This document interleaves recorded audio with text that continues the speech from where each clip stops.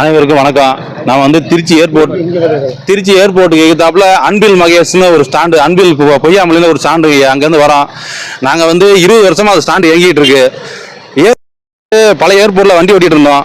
வண்டி ஓட்டும் போது புது ஏர்போர்ட் கட்டணும்னா எங்களை யாரையும் உள்ள விட மாட்டாங்க. அதனால வந்து ஏகாந்தா டிராவல்னு சொல்லி டென்ட் எடுத்திருக்காங்க. அவங்க டென்ட் எடுக்கும்போது எங்களை சேர்த்து சொன்னால் 50,000 அட்வான்ஸ், மாதம் 12,000 கேட்டாங்க.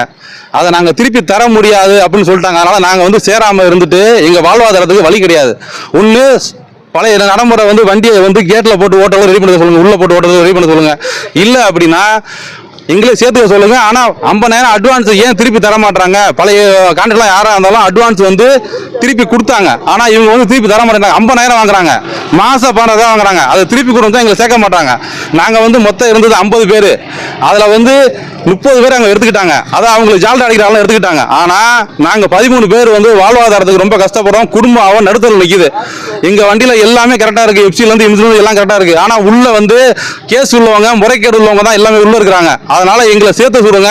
இது லோக்கல் ஸ்டேஷன்ல கொடுத்தாச்சு, நம்ம ஏர்போர்ட் மேனேஜர் கொடுத்தாச்சு, ஏசி ஆபீஸ் கொடுத்தாச்சு. இதுக்கு வந்து கண்டிப்பா நடவடிக்கை எடுக்கணும். இல்ல அப்படின்னா நாங்க குடும்பத்தோட தற்கொலை பண்ணிக்க வேண்டியதா, வேற வழியே இல்ல. என் பேர் டி சிவா, துணைத் தலைவர் ஸ்டாண்டுல. அன்பில் பொய்யாமொழி ஸ்டாண்டு பேரு. அவர் பேர் ராஜேந்திரன், செயலாளர் அவர் பேரு. நாங்க வந்து ஜெயிக்கிற பிரச்சனை இல்லை, குடும்பத்தை வந்து வாழ்வாதாரத்துக்கு வழி பண்ணி தரணும். இதுதான் எங்களோட கோரிக்கை. இதை நிறைவேற்ற சொல்லுங்க. இது எந்த அதிகாரி பார்த்தாலும் எங்களுக்கு நிறைவேற்ற சொல்லுங்க. அதான், வேற ஒண்ணு வேணாம்.